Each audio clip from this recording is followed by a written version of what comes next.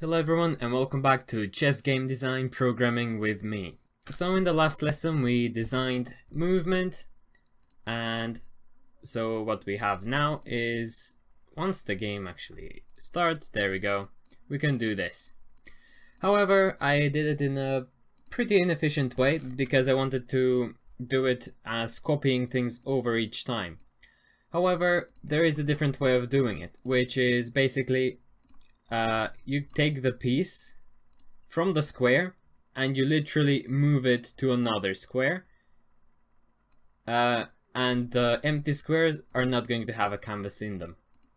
So today we're going to be working to do that, and also we are going to be making the piece more independent so that it doesn't really depend on the square script to work. So we are going to get started with the piece because that's my main focus for right now. I wanted to have all of the values by itself, meaning I want to copy over a few things from the square and delete those in the square itself.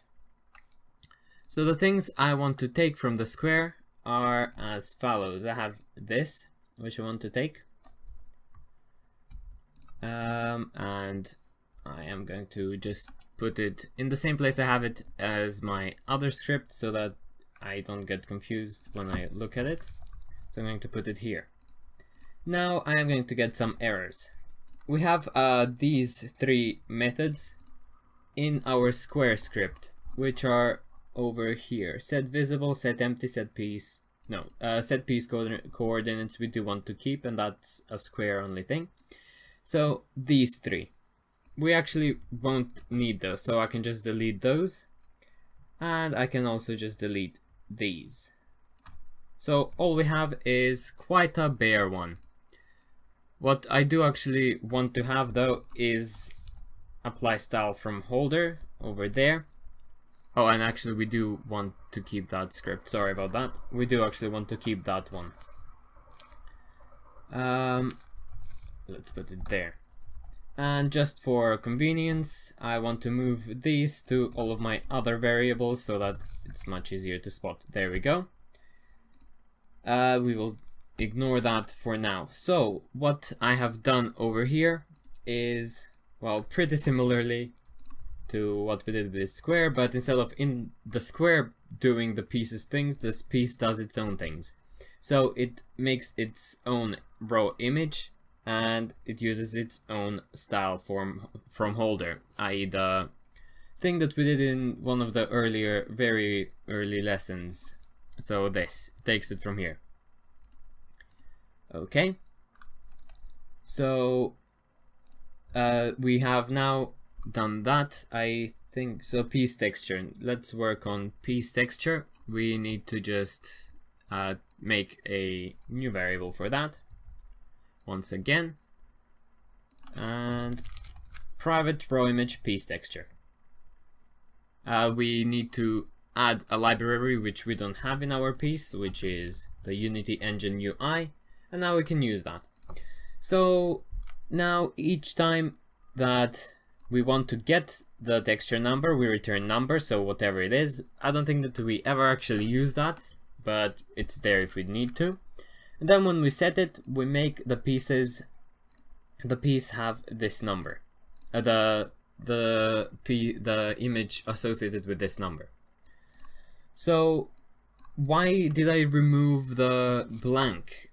I removed the blank, so by blank I mean something like this, where the canvas is literally holding a blank, because I'm just going to go ahead and delete all of these canvases that are in the empty squares, because we're not going to need those, and therefore we're never going to run into the issue of having to deal with that, and we're always going to be applying a number that's going to be between 1 and 12 inclusive. I'm still going to keep the 0 in here just in case I want it for later on, not that it really matters. So I am just going to go ahead and delete those canvases, and I'll be right back.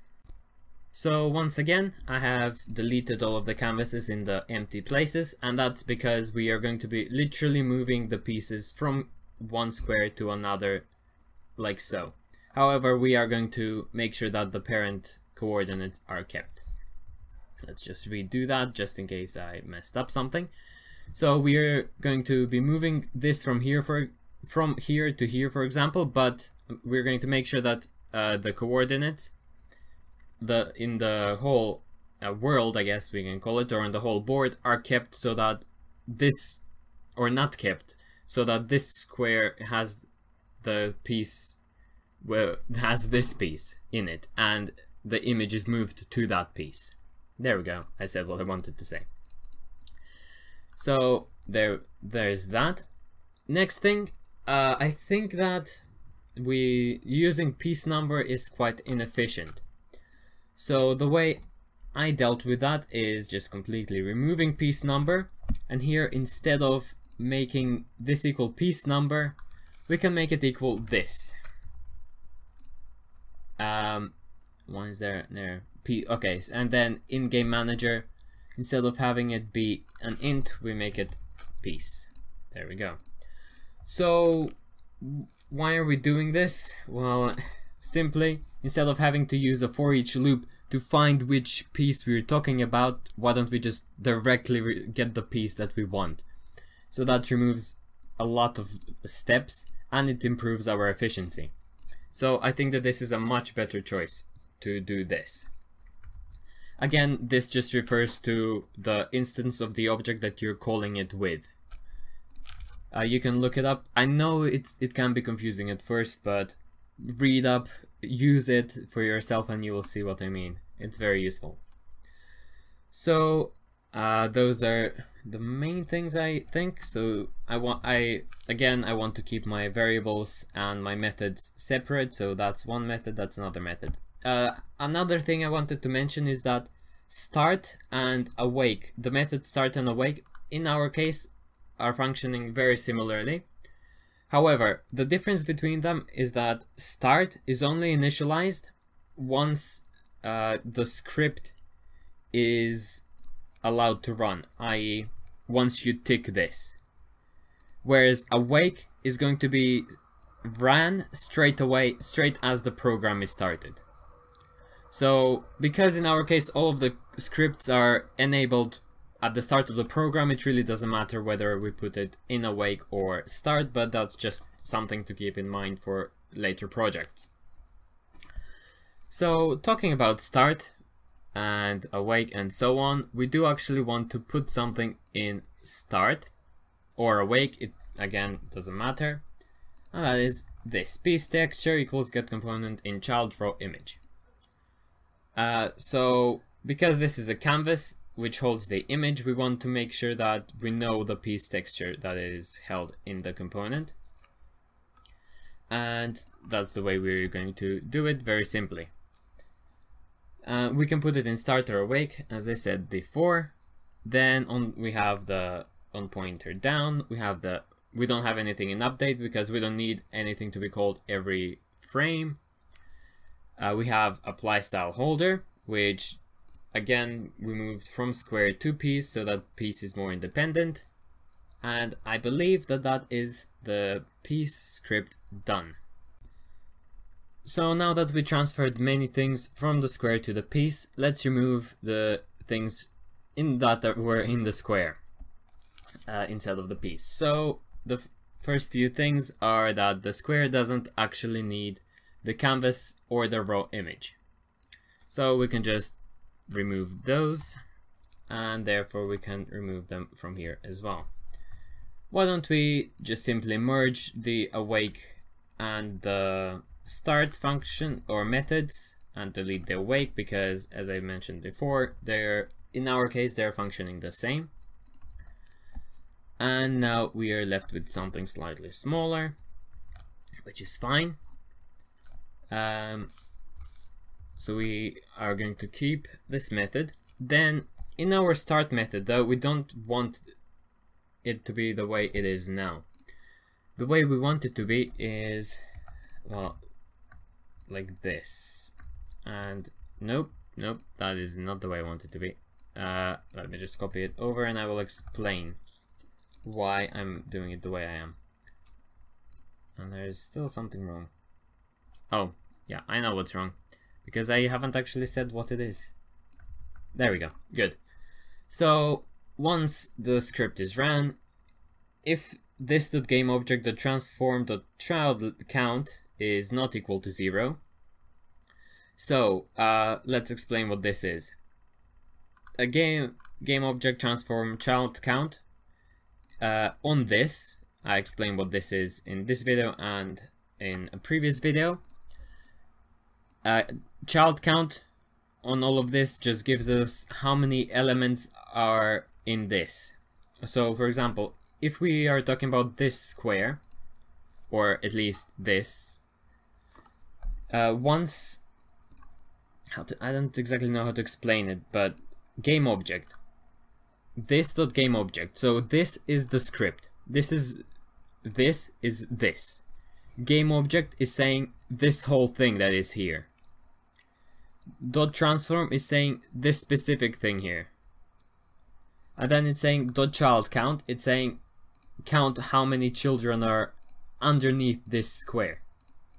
So in the case of square 6,5, we have 2 children. And what I'm saying then is, if there are no children, or if there are children, so if there are some children, if there's at least one child, then set piece coordinates. Call the method set piece coordinates. Why I'm doing this is because I don't want these squares to be calling that on initialization, because I don't have any children, and if I do that I will come up with an error. Whereas I do actually want these to set the coordinates of this canvas so that it knows, or of this piece, so that the piece knows where it's located on the board. And then we just call the set piece coordinates method, which we have predefined over here. I did actually want to change that though. So that's the old one. This is gonna be the new one. And actually also, before I do that, I want to make this private because there's no need for it to be public, as nothing else uses it except the square script, and we kind of pass it on to the game manager. But getting back to set piece square, what we do first is piece in square, get component in square. So I'm just getting the piece that is inside of the square. I think that I can actually just use this. Oh, okay. So why I don't put this in the initialize straight away is, again, so that these squares don't call it and don't cause me an error. And this is going to initialize the square so that it doesn't have them once. So I call set piece coordinates when that is true, and when that is true, this is called. Hopefully that makes sense. I don't exactly know how to explain it any clearer right now, but yeah. And then I set the int row and int column as we had done before, because again we want to know the piece's coordinates and we want to pass them down to the piece itself. So there's that. So now let's get into the changes I have done for the onPointerDown method in the square piece. So again, similarly to previously, I do want to keep it so that if there's no piece selected when I click on a square, to try to select the piece that is in the square. However, I have to do it differently this time. This is because I'm not working with piece texture number anymore, but I can work with how many child objects there are. So that's one thing I changed, and I have just realized I haven't made it the most efficient it can be over here in my other program. There we go. We do actually want to keep that as it is, because that's the more efficient way, which we found out last time. So that's actually the only thing I have changed, or no it's not. So, and then if piece texture number, as you can see, I have changed it to else. If this game object, again, transform doesn't equal to 0, do this. And here, because I you don't actually need to do this. We've already got this up here. We've already got the piece in square, so we don't need to re-get it. We can just do that simply. But I do it in a different way. Instead of working with piece texture number, I work with child count. And therefore I can just delete this, as I have just explained what I have done. The changes aren't major. I have just changed piece texture number to child count not equal to 0. And I believe that's actually everything. Just making sure that I'm not missing anything out. No, I am not. And now the red should disappear. There we go. And now we are done with the piece and the square. So once again, because this video was coming out to be slightly longer than expected, I decided to split it up into 2 halves. So one thing I would ask you guys to tell me is, what video length would you like me to have on most of my videos? Is it 10 minutes, 15, 20, more than 20? What would you watch the most? But yeah, in the next video we're just going to work on the game manager. This is just a preview of what it's going to be at the end. It is going to be much shorter. You can just copy it if you want to, I don't really mind. But